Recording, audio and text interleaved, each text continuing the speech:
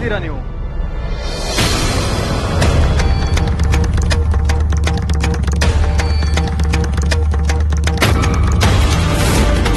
ಹಸಿವು ಹಸಿವು ಅಂತ ಕಂಗಾಲಾಗಿದ್ದೀವಿ, ಅತಿಥಿಗಳನ್ನ ಕೂರಿಸಿ ಇಲ್ಲಿ ನೀವು ಪ್ರಸಾದ ತಿಂತ ಇದ್ದೀರಾ?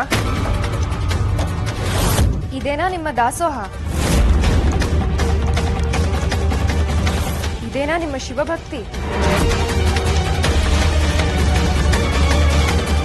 ಕ್ಷಮಿಸಿ ಮಹಾಸ್ವಾಮಿ. ದಾಸೋಹಕ್ಕೆ ಅಂತ ಅಡುಗೆ ಮಾಡಿಟ್ಟು ಜಂಗಮರಿಗಾಗಿ ಕಾಯ್ತಾ ಉಪವಾಸದಲ್ಲಿದ್ವಿ. ಕಾಲವನ್ನೇ ಮರೆತುಬಿಟ್ವಿ ಸ್ವಾಮಿ. ನಿಮ್ಮನ್ನ ಕೂರಿಸಿ ಒಳಗ್ ಬಂದು ನೋಡಿದಾಗ ಅಡ್ಗೆ ಎಲ್ಲ ಹಳಸಿ ವಿಷ ಆಗಿದೆ ಸ್ವಾಮಿ. ಮತ್ತೆ ಅಡುಗೆ ಮಾಡಿ ಬಡಿಸೋಣ ಅಂದ್ರೆ ದಿನಸಿ ಎಲ್ಲ ಬರಿದಾಗಿದೆ, ತರಕಾರಿಗಳೆಲ್ಲ ಒಣಗೋಗಿದೆ ಮಹಾಸ್ವಾಮಿ. ನಾವು ಮಾಡಿದ ಪಾಪದ ಫಲನ ನಾವೇ ಉಂಡು ಜೀವ ಕಳ್ಕೊಳಕ್ ಹೊರಟಿದ್ವಿ ಮಹಾಸ್ವಾಮಿ. ಇಷ್ಟಕ್ಕೂ ನೀವು ಮಾಡಿಟ್ಟಿರೋ ಪ್ರಸಾದ ನಿಮಗಲ್ಲ, ಅದು ಜಂಗಮರದ್ದು. ಅದನ್ನ ಮೊದಲು ಸ್ವೀಕರಿಸಬೇಕಾಗಿರೋದು ನೀವಲ್ಲ, ಜಂಗಮರು. ಮೊದಲು ಅದನ್ನ ನಮಗ್ ಬಡಿಸ್ಬೇಕಾದ್ದು ನಿಮ್ಮ ಧರ್ಮ. ಬಡಿಸಿ. ಅಯ್ಯಯ್ಯೋ ಬೇಡ ಸ್ವಾಮಿ, ಅದು ವಿಷವಾಗ್ಬಿಟ್ಟಿದೆ.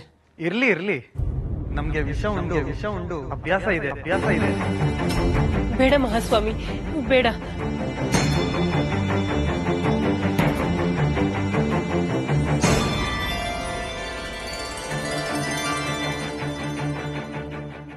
ನಿಮಗ್ ವಿಷ ಬಡಿಸಿ ನಾವ್ ಯಾವ ನರ್ಕಕ್ಕೆ ಹೋಗೋಣ?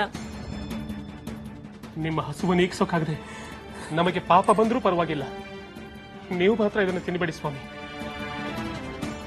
ನೀವು ನಿಜವಾಗ್ಲೂ ಶಿವಭಕ್ತರೇ ಆದ್ರೆ ನೀವು ಕೊಡೋ ವಿಷ ಕೂಡ ಅಮೃತ ಆಗತ್ತೆ. ನಿಶ್ಚಿಂತೆಯಿಂದ ಪ್ರಸಾದ ನೀಡಿ, ಮಿಕ್ಕಿದ್ದನ್ನ ಶಿವನಿಗೆ ಬಿಟ್ಬಿಡಿ.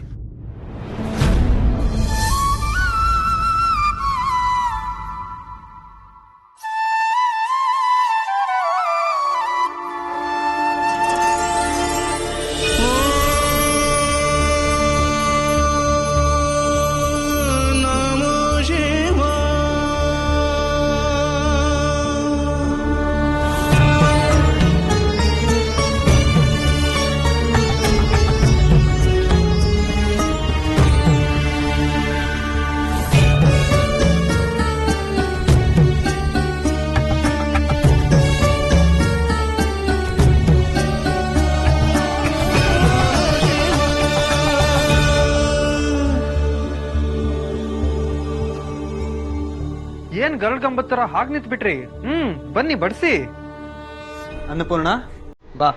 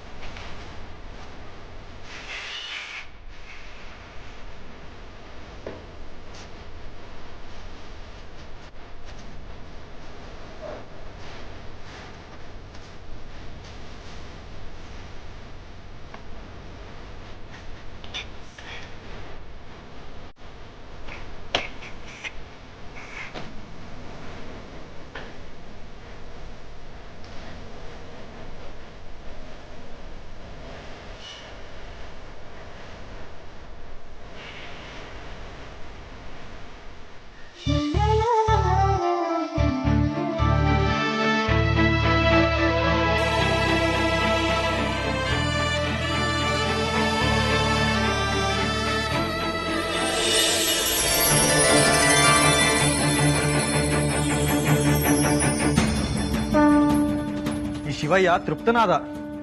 ಅನ್ನಪೂರ್ಣ ಕೂಡ ತೃಪ್ತೆ. ನಿಮ್ ಕೈ ತುತ್ತಿನ ರುಚಿಗೆ ಮರಳಿ ಬರ್ತಿರ್ತಾಯಿ. ನಿಮ್ಮ ಇಷ್ಟಾರ್ಥಗಳೆಲ್ಲ ಸಿದ್ಧಿಸ್ಲಿ ತಾಯಿ. ನಿಮ್ಮ ದಾಸೋಹ ಹೀಗೆ ನಿರಂತರವಾಗಿ ನಡೀತಾ ಇರಲಿ.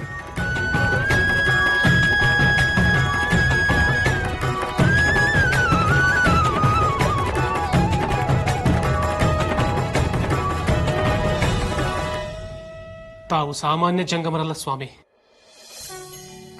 ಶಿವಸ್ವರೂಪಿಗಳು. ನಿಮ್ಮ ದರ್ಶನ ಭಾಗ್ಯದಿಂದ ನಮ್ಮ ಜನ್ಮ ಸಾರ್ಥಕವಾಯಿತು. ಸಾರ್ಥಕವಾಯಿತು.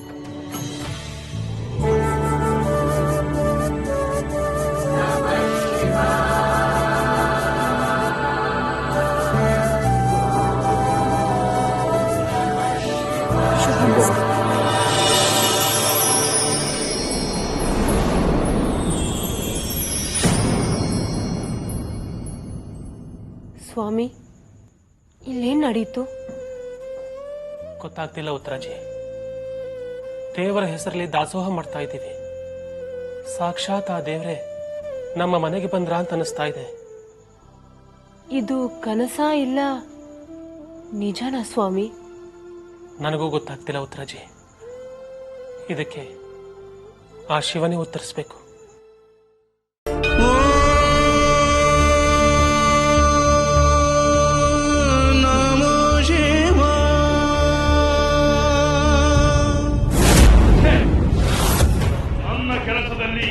ಹಸ್ತಕ್ಷೇಪ ಮಾಡುವುದರಲ್ಲಿ ಈ ದೇವತೆಗಳು ಎತ್ತಿದ ಕೈ.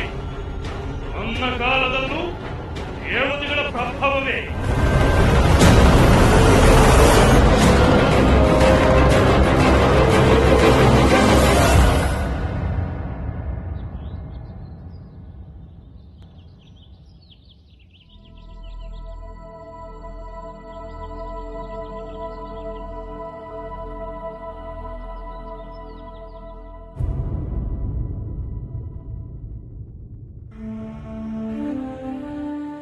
ಸ್ವಾಮಿ,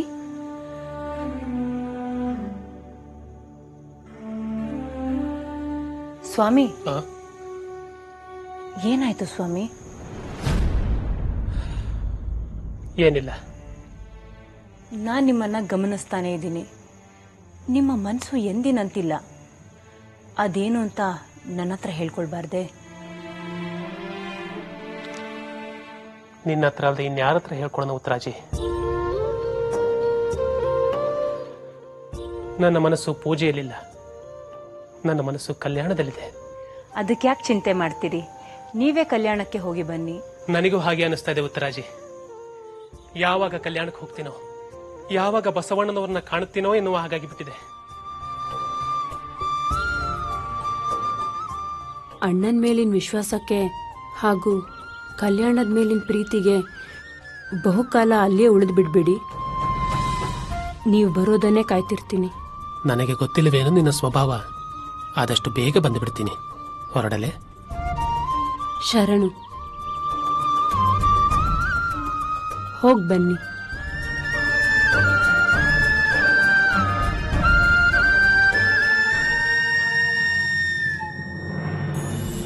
ಶರಣು ಕಲ್ಯಾಣ ದೇವರಿಗೆ, ಈ ಅಂಬಿಗರ ಚೌಡಯ್ಯನಿಂದ. ಶರಣು ಶರಣಾರ್ಥಿ ಚೌಡಯ್ಯ. ಬನ್ನಿ.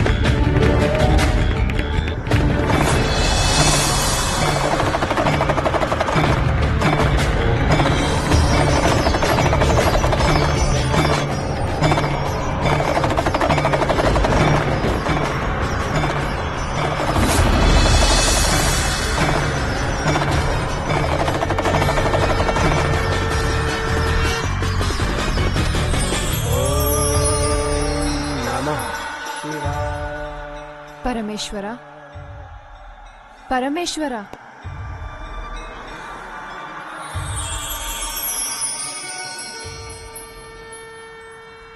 ಏನು ದೇವಿ? ಭಕ್ತರ ಮೊರೆ ನಿಮಗೆ ಕೇಳಿಸುತ್ತಿಲ್ಲವೇ?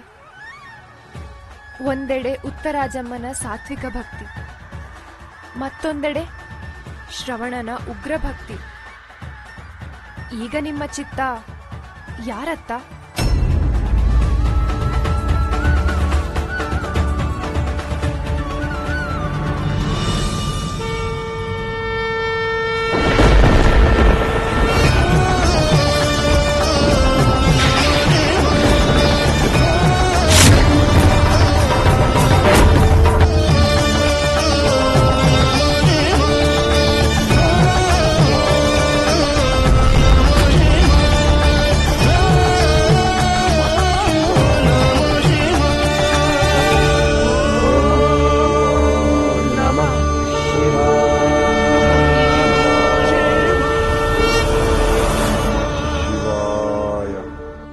ವತ್ಸ ವತ್ಸ ವತ್ಸ. ಓಂ ನಮಃ ಶಿವಾಯ. ಶ್ರವಣ ಶ್ರವಣ. ಓಂ ನಮಃ ಶಿವಾಯ. ಶ್ರವಣ ಶ್ರವಣ ಶ್ರವಣ ಶ್ರವಣ. ನಿನ್ನ ತಪಸ್ಸಿಗೆ ಮೆಚ್ಚಿ ಪ್ರತ್ಯಕ್ಷನಾಗಿದ್ದೇನೆ. ಕಣ್ಣು ಬಿಡು ಕಂದ. ಪರಮೇಶ್ವರ. ಹೌದು ಶ್ರವಣ, ನೀನು ಆರಾಧಿಸುತ್ತಿರುವ ಪರಮೇಶ್ವರನೇ ನಿನ್ನೆದುರಿಗೇ ಬಂದು ನಿಂತಿರುವೆ. ಕಣ್ಣು ಬಿಡು ಮಗು. ಇಲ್ಲ ಇಲ್ಲ, ನಾ ಕಣ್ಣು ಬಿಡುವುದಿಲ್ಲ. ಯಾಕೆ ಮಗು? ನನ್ನನ್ನು ನೋಡಬೇಕು, ವರ ಪಡೆಯಬೇಕೆಂದೇ ಅಲ್ಲವೇ ನೀನು ಇಷ್ಟೊಂದು ಉಗ್ರ ತಪಸ್ಸು ಮಾಡುತ್ತಿರುವುದು? ಹೌದು ತಂದೆ, ಆದರೆ ನಾನು ಕೇಳಿದ ವರವನ್ನು ನೀನು ಕೊಡುತ್ತೇನೆ ಎಂದು ಮಾತು ಕೊಡುವವರೆಗೂ ನಾನು ಕಣ್ಣು ಬಿಡುವುದಿಲ್ಲ. ಅದರಲ್ಲಿಯೂ ನಿನ್ನ ಸತಿಯ ಮೇಲೆ ಆಣೆ ಮಾಡಬೇಕು. ಆಯಿತು, ನನ್ನ ಸತಿ ಪಾರ್ವತಿ ದೇವಿಯ ಮೇಲಾಣೆ ಸಮ್ಮತವೆನಿಸಿದ ವರ ನೀಡುತ್ತೇನೆ. ಕಣ್ಣು ಬಿಡು ಮಗು.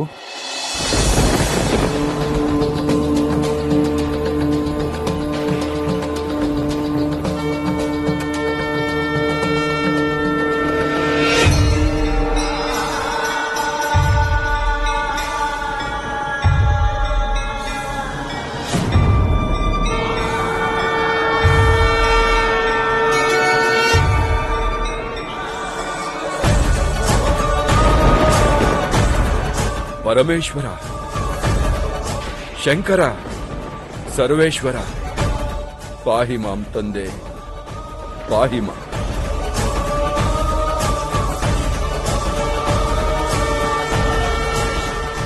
ಪರಮೇಶ್ವರ, ನಿನ್ನ ದರ್ಶನ ಭಾಗ್ಯದಿಂದ ನನ್ನ ಜೀವನ ಪಾವನವಾಯಿತು ತಂದೆ, ಪುನೀತವಾಯಿತು. ಏಳು ಶ್ರವಣ, ಎದ್ದೇಳು, ಕೇಳು ವರವನ್ನ. ಪರಮೇಶ್ವರ, ಮಾತೋಶ್ರೀಯವರ ಮನದಿಚ್ಛೆಯಂತೆ ದಯಾಮಯನಾದ ಧರ್ಮ ಪ್ರಭುವಿನಿಂದ 2 ವರಗಳನ್ನು ಬೇಡುತ್ತಿದ್ದೇನೆ ತಂದೆ. ಮೊದಲನೆಯದಾಗಿ, ಹುಟ್ಟು ಸಾವುಗಳ ಭಯವಿಲ್ಲದೆ ಚಿರಂಜೀವಿಯಾಗಿರುವಂತೆ ಅಮರತ್ವದ ವರವನ್ನು ದಯಪಾಲಿಸು ತಂದೆ. ಶ್ರವಣ, ಹುಟ್ಟು ಸಾವು ಜಗದ ನಿಯಮ. ಅಮರತ್ವವನ್ನು ಅನುಗ್ರಹಿಸುವುದೆಂದರೆ ಸೃಷ್ಟಿಯನ್ನೇ ಧಿಕ್ಕರಿಸುವಂತೆ. ನಾನೇ ಮಾಡಿದ ನಿಯಮವನ್ನು ನಾನೇ ಧಿಕ್ಕರಿಸುವುದು ಸಮಂಜಸವಲ್ಲ ಶ್ರವಣ. ಈ ಸೃಷ್ಟಿಯಲ್ಲಿರುವ ಯಾವ ಜೀವಿಯಿಂದಲೂ ನಿನಗೆ ಸಾವು ಬರದಂತೆ ವರ ಕೊಡಬಲ್ಲೆ. ಅಂದರೆ ದೇವತೆಗಳು, ಮಾನವರು, ಪಶು, ಪಕ್ಷಿ, ಕ್ರಿಮಿ, ಕೀಟಾದಿ ಯಾವುದೇ ಜೀವ ಜಂತುಗಳಿಂದಲೂ ನನಗೆ ಮರಣ ಬರದಂತೆ ವರವನ್ನು ಕೊಡಬಲ್ಲೆ ಅಲ್ಲವೇ? ಹೌದು. ಕಲ್ಲು, ಮಣ್ಣು, ಒಡವೆ, ವಸ್ತ್ರ, ಅಸ್ತ್ರ, ಶಸ್ತ್ರ, ಆಯುಧಗಳಿಂದಲೂ ನನಗೆ ಮರಣ ಬರದಂತೆ ವರವನ್ನು ಕೊಡಬಲ್ಲೆ ಅಲ್ಲವೇ? ಹೌದು. ಮರ, ಗಿಡ, ಬಳ್ಳಿ, ನೆಲ, ಜಲ, ಸಮುದ್ರ ಇದಾವುದರಿಂದಲೂ ನನಗೆ ಮರಣ ಬರದಂತೆ ವರವನ್ನು ನೀಡಬಲ್ಲೆ ಅಲ್ಲವೇ? ಹೌದು. ಪರಮೇಶ್ವರ, ಸಾವಿಲ್ಲದಂತೆ ವರ ಕೊಡದಿದ್ದರೂ ನಾನು ಬಯಸಿದಂತೆ ಅಂದರೆ ನನ್ನ ಇಚ್ಛೆಯಂತೆ ಸಾಯುವ ವರ ಕೊಡಬಹುದೇ? ಅಗತ್ಯವಾಗಿ ಇಚ್ಛಾಮರಣವನ್ನು ಪ್ರಾಪ್ತಿ ಮಾಡಿಕೊಳ್ಳಬಹುದು. ಹಾಗಾದರೆ ನನಗೆ ಇಚ್ಛಾ ಮರಣದ ವರವನ್ನು ಕೊಡು ತಂದೆ. ಯಾವ ರೀತಿಯ ಇಚ್ಛಾಮರಣ?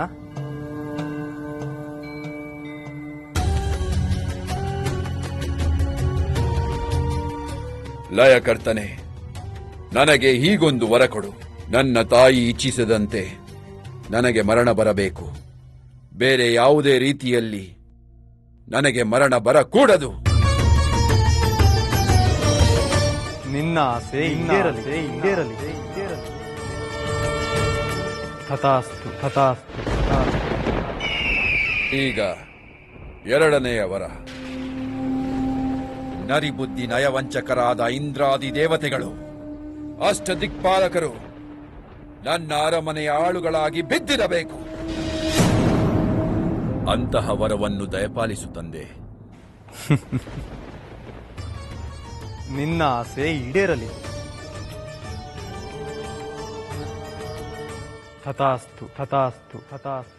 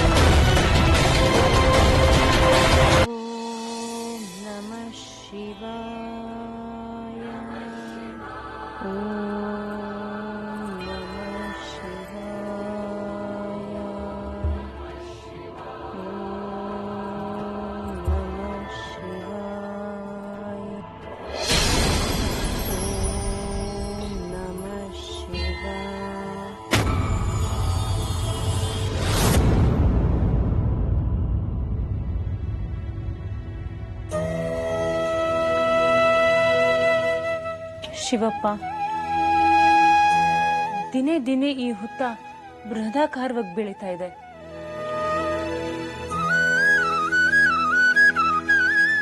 ಏನಪ್ಪ ನಿನ್ ಸೂಚನೆ?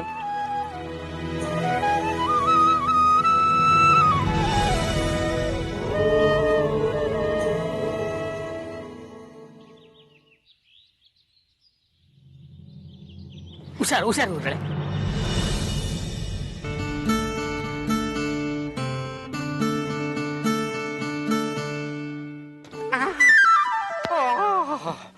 ಲೇ ಶಿಷ್ಯೋತ್ತಮರೇ, ಹೇಳಿ ಗುರುಗಳೇ.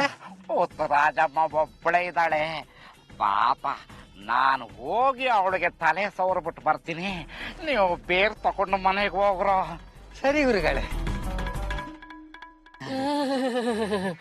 ನೀವು ಬಿಡಿ ಗುರುಗಳೇ, ಕರುಣಾಮಯಿಗಳು. ಅದರಲ್ಲೂ ಗಂಡ ಇಲ್ದಿರೋ ಹೆಣ್ಣು ಮಕ್ಕಳು ಇದ್ದಾರೆ ಅಂದ್ರೆ ನಿಮಗೆ ಬೋಕ್ರೆ.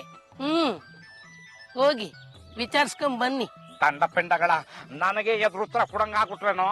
ಬಾಯಿ ಮುಚ್ಕೊಂಡು ತೊಲಗ್ರೋ.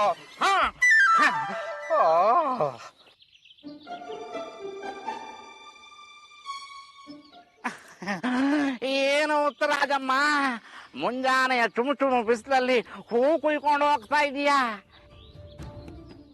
ಎಲ್ಲಿ ನಿನ್ನ ಕಲ್ಯಾಣ ದೇವ್ರು? ಅದೇ ನಮ್ಮ ಶಿವದಾಸ ಜೊತೆಲ್ಲ ಬರ್ಲಿಲ್ವೇ?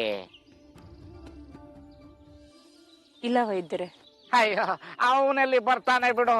ಯಾರಾದ್ರೂ ಶರಣರ ಸಂಘ ಸಿಕ್ಕರೆ ಅವನಿಗೆ ಹೆಂಡತಿ ಸಂಘನೇ ಬೇಕಾಗಿಲ್ಲ. ಅದಕ್ಕೆ ನಾ ಹೇಳೋದು, ನೀನು ನನ್ನ ಹತ್ರ ಬಂದು ಮದ್ದು ತಕೋ. ಮುದ್ದಾದ ಮಕ್ಕಳಿಗೆ ನೀನು ಜೋಗುಳ ಆಡಬಹುದಲ್ವೇ? ಆಗ ನಿನಗೆ ಒಂಟಿತನೂ ನೀಗುತ್ತೆ, ನಿನ್ನ ಜೀವನನೂ ಪಾವನ ಆಗುತ್ತೆ. ಹರ ಕೊಡುವ ಫಲವನ್ನು ನರ ಕೊಡಲು ಸಾಧ್ಯವೇ? ಆ ಶಿವನಿಗಿಂತ ದೊಡ್ಡ ವೈದ್ಯರು ಯಾರಿದ್ದಾರೆ ಹೇಳಿ? ಅಯ್ಯೋ ನಾನಿಲ್ವೇ, ವೈದ್ಯರ ವೈದ್ಯ, ಮಹಾವೈದ್ಯ, ವೈದ್ಯ ಶಿಖಾಮಣಿ. ಈಗಾಗಲೇ ನಾನು ಅದೆಷ್ಟು ಬಂಜೆಯರ ಬದುಕಲ್ಲಿ ಜೋಗುಳ ಆಡಿಸಿದ್ದೀನಿ ಗೊತ್ತೋ. ಲೆಕ್ಕ ಹೇಳೋಕ್ ಹೋದ್ರೆ ಹನುಮಂತನ ಬಾಲು ತರ ಬೆಳಿತಾನೇ ಹೋಗುತ್ತೆ. ನಿಮ್ ಲೆಕ್ಕ ನನಗೆ ಯಾಕೆ ವೈದ್ಯರೇ? ಲೆಕ್ಕ ಏನಿದ್ರು ಶಿವ ಬರ್ದಾಗೆ ತಾನೇ ಆಗೋದು. ಅಯ್ಯೋ ಬರೀ ಶಿವ ಶಿವ ಅಂತ ಕೂತ್ಕೊಂಡ್ರೆ ಮಕ್ಕಳಾಗಲ್ಲ ಉತ್ತರಾಜಮ್ಮ. ನೀನು ಅಂದ್ರೆ ಇನ್ನು 9 ತಿಂಗಳಲ್ಲಿ ನಿನ್ನ ಕೈಗೆ ನಾನೇ ಒಂದು ಕೂಸು ಕೊಡ್ತೀನಿ.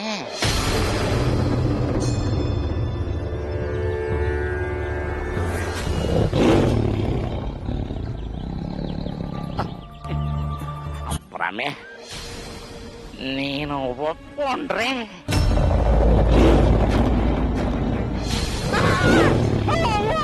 ಏನಾಯ್ತು ವೈದ್ಯರೇ?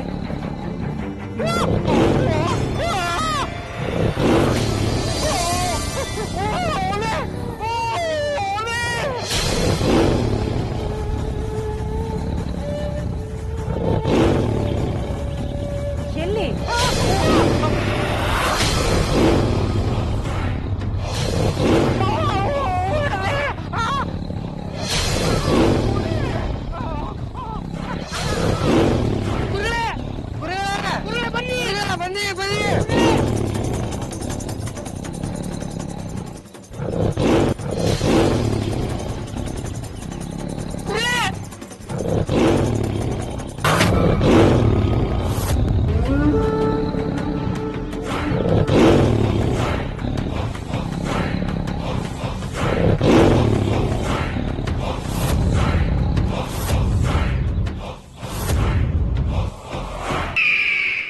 ಶಿವ ಶಿವ ನೀನು ಬೋಲೆಶಂಕರನೆಂಬುವ ಮಾತು ನಿಜವಾಯಿತು. ಯಾವ ತಾಯಿಯು ತನ್ನ ಮಗನ ಸಾವನ್ನು ಬಯಸುವುದಿಲ್ಲ. ನಾನು ಚಿರಂಜೀವಿಯಾಗಿರಬೇಕು ಎಂದು ಬಯಸಿದ್ದೆ ನನ್ನ ತಾಯಿ. ಹೀಗಿರುವಾಗ ನನಗೆ ಸಾವೇ ಇಲ್ಲ. ಗೆದ್ದು ಬಿಟ್ಟೆ.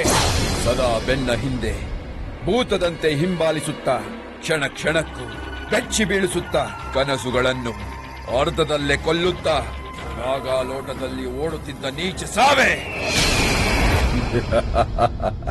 ನಿನ್ನನ್ನು ನಾನು ಗೆದ್ದು ಬಿಟ್ಟೆ. ನನಗಿನ್ನು ಸಾವಿನ ಭಯವಿಲ್ಲ. ಪಾಪ ಪುಣ್ಯಗಳ ಭಯವಿಲ್ಲ, ದೇವತೆಗಳ ಭಯವಿಲ್ಲ, ಬ್ರಹ್ಮ ವಿಷ್ಣು ಮಹೇಶ್ವರಾದಿ ತ್ರಿಮೂರ್ತಿಗಳ ಭಯವೂ ಇಲ್ಲ. ನಾನು ಅಜೇಯ, ನಾನು ಅಮರ.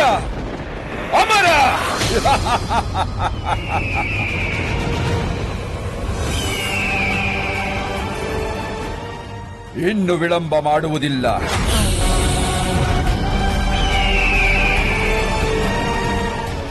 ಇಂದ್ರ,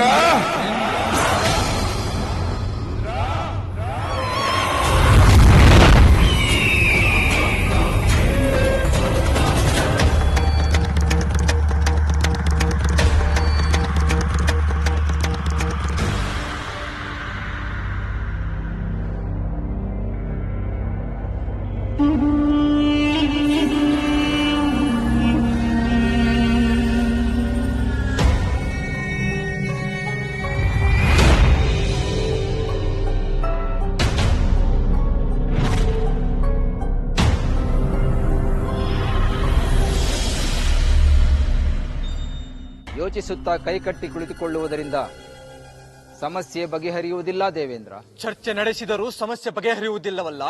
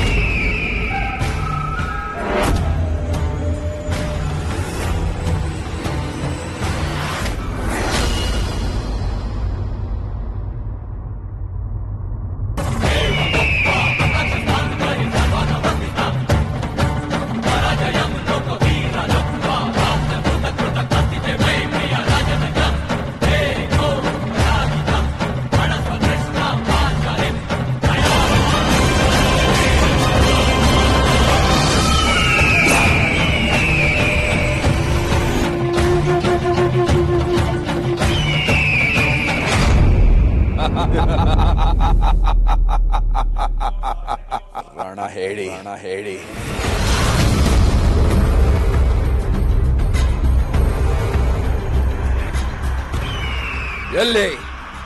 ಎಲ್ಲಿ ದೇವೇಂದ್ರ? ಯಾವ ಬಿಲದೊಳಗೆ ಅಡಗಿ ಕೂತಿರುವೆಯೋ ರಣ ಹೇಳಿ.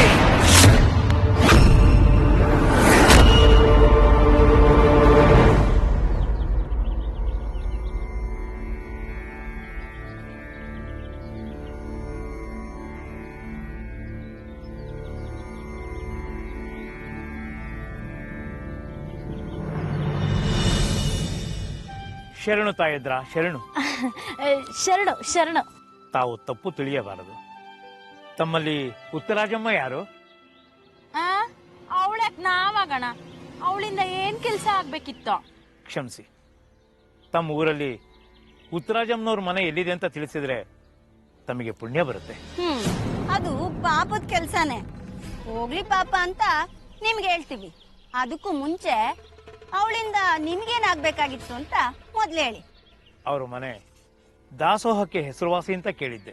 ಇಂದು ರಾತ್ರಿ ಉತ್ತರಾಜಮ್ಮನವರ ಮನೆಯಲ್ಲಿ ಪ್ರಸಾದವಾಗಬೇಕೆಂದು ಪ್ರೇರಣೆ ಆಗಿದೆ ತಾಯಿ. ನೀವು ಜಂಗಮರು, ಮನೆ ಮನೆ ಮುದ್ದೆ, ಮಾರಿಗುಡಿ ನಿದ್ದೆ. ಪ್ರೇರಣೆ ಏನ್ ಬಂತು ಜಂಗಮ್ರೆ? ಜಂಗಮರು ಅಂದ್ರೆ ಹೊಟ್ಟೆ ಹೊರೆಯೋದಕ್ಕೋಸ್ಕರ ಅನ್ನ ಬೇಡ ಭಿಕ್ಷುಕರಲ್ಲ, ಶಿವನ ಆರಾಧಕರು. ಮದ ಮಾತ್ಸರ್ಯ ಲೋಭವನ್ನು ಬಿಟ್ಟವರು. ಅನ್ನ ಪರಬ್ರಹ್ಮ ಸ್ವರೂಪ ಎಂದು ತಿಳಿದವರು.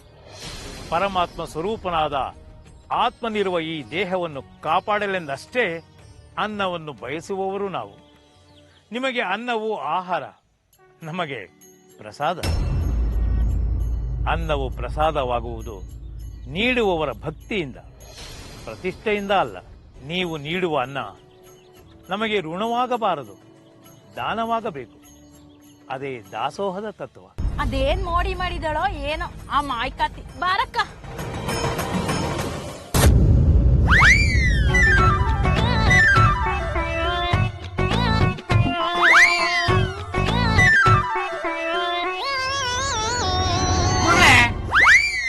ಅಲ್ಲ ಗುರುಗಳೇ, ನೀವು ಅವಳ ನೆರಳು ಕಂಡ್ರೆ ಸಾಕು, ಹುಲಿ ಹುಲಿ ಅಂತ ಹಿಂಗೆ ಎದ್ರಕೊಂಡು ಓಡ್ತೀರಾ. ಇನ್ನು ನೀವು ಮದ್ದು ಕೊಟ್ಟಂಗೆ, ಮುದ್ದು ಮಾಡ್ದಂಗೆ, ಲಾಲಿ ಹಾಡ್ದಂಗೆ, ಆಸೆ ತೀರ್ಸ್ಕೊಂಡಂಗೆ, ತೆಗೆದು ಬಿಟ್ಟಂಗೆ, ಬರೇ ಬಂದ್ರಂಗೆ. ಅಯ್ಯೋ ದಂಡ ಪಿಂಡಗಳ, ಇಷ್ಟು ವರ್ಷ ನನ್ನ ಜೊತೆ ಕೆಲಸ ಮಾಡ್ಕೊಂಡಿದ್ದೀರಿ, ಆದ್ರೆ ಈ ಮಂಚಣ್ಣನ ಮರ್ಮದ ಬಗ್ಗೆನೇ ತಿಳ್ಕೊಂಡಿಲ್ವಲ್ಲೋ. ಈಗ ನಾನು ಅರಿತಾ ಇರೋ ಪುಡಿ ಯಾವ್ದು ಅಂತ ಗೊತ್ತೇನ್ರೋ? ಯಾಕೆ ಗೊತ್ತಿಲ್ಲ? ಗರ್ಭ ಧರಿಸೋ ಪುಡಿ. ಇಲ್ಲ ಗರ್ಭ ಓಡ್ಸೋ ಪುಡಿ. ಇದು ಈ ಮಂಚಣ್ಣನ ವಿಶೇಷ ಪುಡಿ.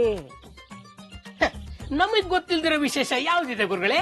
ಮೂಸಿ ನೋಡಿ, ಈ ವಿಶೇಷ ನಿಮ್ಮನ್ನ ಆ ಶೇಷನ ಹತ್ರ ಕಳಿಸುತ್ತೆ. ಹೌದಾ ಗುರುಗಳೇ? ಹೌದು.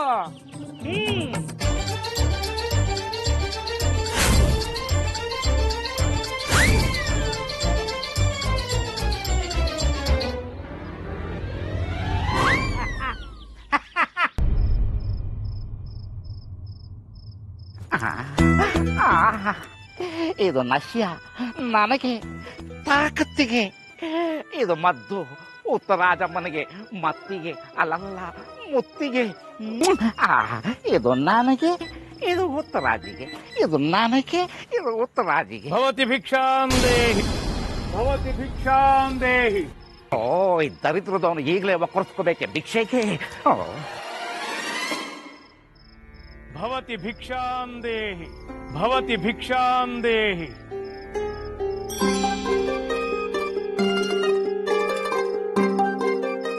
ಭವತಿ ಭಿಕ್ಷಾಂ ದೇಹಿ.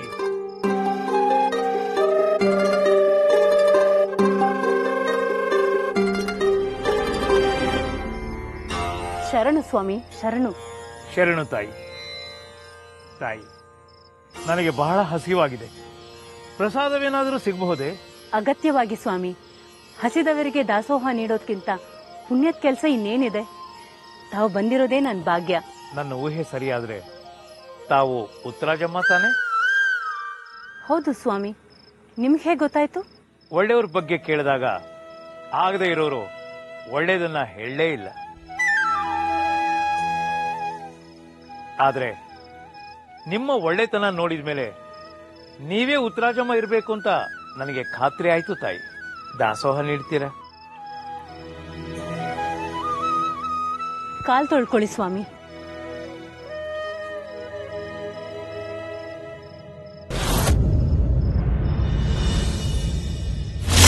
ಯೋಜನೆನೆಲ್ಲ ಕೊಡಿಸ್ಬಿಟ್ನಲ್ಲಪ್ಪ. ಇನ್ನು ಇವನು ಇಲ್ಲಿಂದ ತೊಲಗೋವರೆಗೂ ನನ್ನ ಮನೆ ಎದುರಿಗೆ ಇವಳು ಮನೆ ನಾ ಯಾಕಿರ್ಬೇಕಲ್ಲಪ್ಪ.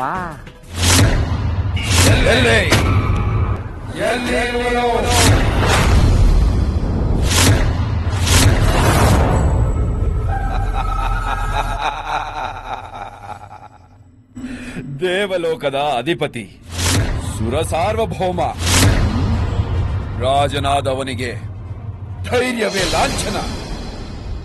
ಆದರೆ ನೀನು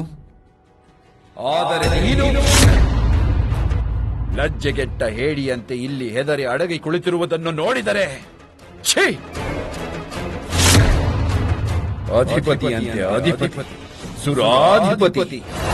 ಸಾಕು, ಬಾಯಿ ಮುಚ್ಚೋದಮ್ಮ. ನಿನ್ನ ಮೇಲೆ ಯುದ್ಧ ಮಾಡಲು ಹೆದರಿ ಹೇಡಿಯಂತೆ ಅಡಗಿ ಕುಳಿತಿಲ್ಲ.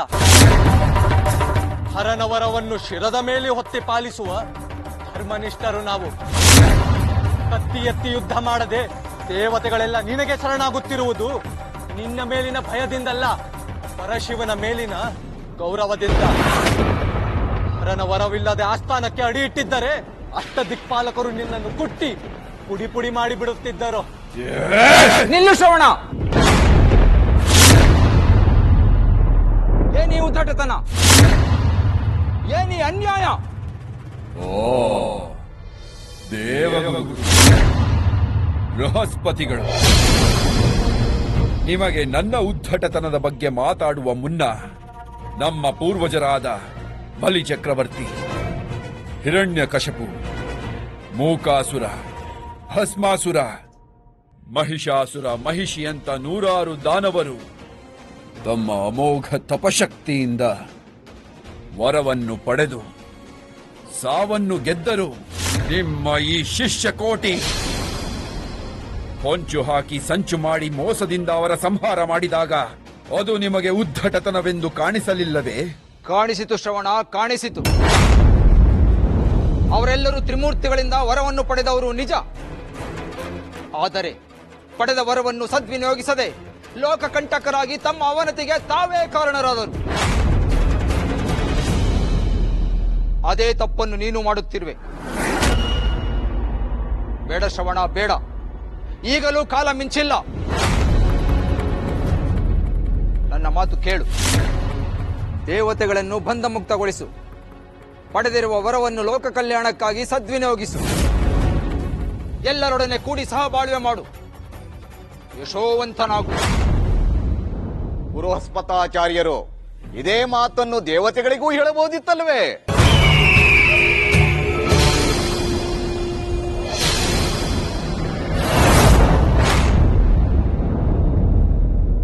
ಪ್ರಜಾರಕ್ಷಕ, ಧರ್ಮಬೀರು, ಸತ್ಯಸಂಧನೆಂದು ಜಗದ್ವಿಖ್ಯಾತನಾಗಿದ್ದ ಬಲಿಚಕ್ರವರ್ತಿಯನ್ನು ದಾನದ ನೆಪದಲ್ಲಿ 3 ಹೆಜ್ಜೆಗಳಷ್ಟೇ ಜಾಗ ಕೇಳಿ ಮಹಾವಿಷ್ಣುವಾದ ವಾಮನನು ಪಾತಾಳಕ್ಕೆ ತಳ್ಳಿದಾಗ ನಿಮಗೆ ಅಧರ್ಮ ಎನಿಸಲಿಲ್ಲವೇ?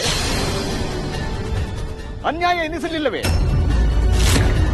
ದೇವತೆಗಳಿಗೆ ಒಂದು ನ್ಯಾಯ, ದಾನವರಿಗೆ ಒಂದು ನ್ಯಾಯ ನಿಮ್ಮದು. ದೇವತೆಗಳು ಶ್ರೇಷ್ಠರು, ದಾನವರು ಕನಿಷ್ಠರು ಎಂಬ ತಾರತಮ್ಯ ಮನೋಭಾವ ನಿಮ್ಮದು. ಸೃಷ್ಟಿಯಲ್ಲಿ ಎಲ್ಲರೂ ಸಮಾನರು. ಆದರೆ ಹುಟ್ಟು ಸಾವು, ಕಷ್ಟ ಸುಖ, ರೋಗ ರುಜಿನಗಳೆಲ್ಲ ದಾನವರಿಗೆ. ಆರೋಗ್ಯ, ಅಮರತ್ವ, ಅಷ್ಟೈಶ್ವರ್ಯ, ಅಪ್ಸರೆಯರೆಲ್ಲ ದೇವತೆಗಳಿಗೆ. ದುಡಿಯುವವರು ನಮ್ಮವರು, ಕೂತು ತಿನ್ನುವರು ನೀವು. ಅವರು ಆಳಲಿ ಬಿಡಿ. ಊಳಿಗದವರ ಕಷ್ಟ ಸುಖ, ಸಾಧಕ ಬಾಧಕಗಳೇನೆಂದು ದೇವತೆಗಳಿಗೂ ಅನುಭವವಾಗಲಿ.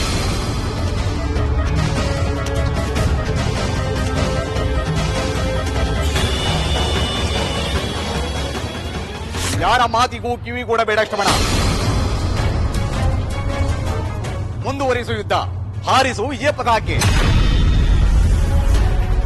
ಈ ಸೃಷ್ಟಿಯಲ್ಲಿ ದಾನವರು ಯಾವ ದೇವತೆಗಳಿಗೂ ಕಮ್ಮಿ ಇಲ್ಲ ಎಂಬ ಸತ್ಯ ಜಗತ್ ಪ್ರಸಿದ್ಧಿಯಾಗಲಿ. ನಿಮ್ಮ ನುಡಿಮುತ್ತುಗಳಿಂದ ನನ್ನ ಮಹತ್ವಾಕಾಂಕ್ಷೆ 100 ಮಡಿ ಆಯಿತು. ಆಶೀರ್ವದಿಸಿ ಗುರುದೇವ. ಇಟ್ಟ ಹೆಜ್ಜೆ ಇಂತೆಗೆ ಇದರು ಶ್ರವಣ. ನಿನ್ನ ಮನೋಭಿಲಾಷೆ ನೆರವೇರಲಿ. ವಿಜಯೀಭವ. ಧನ್ಯೋಸ್ಮಿ ಗುರುದೇವ, ಧನ್ಯೋಸ್ಮಿ.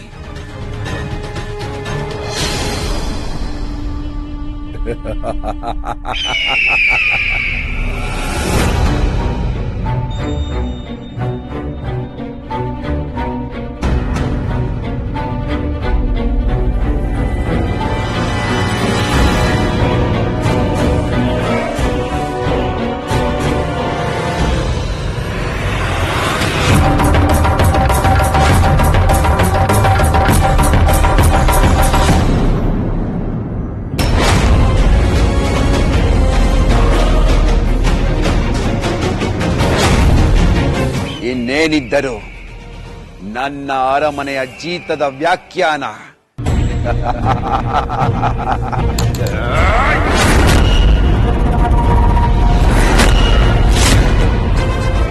ದೇವಲೋಕಕ್ಕೆ ಆಪತ್ತು ಬಂದಂತಿದೆ. ಈಗಲೇ ಅವರ ನೆರವಿಗೆ ತೆರಳಬೇಕು.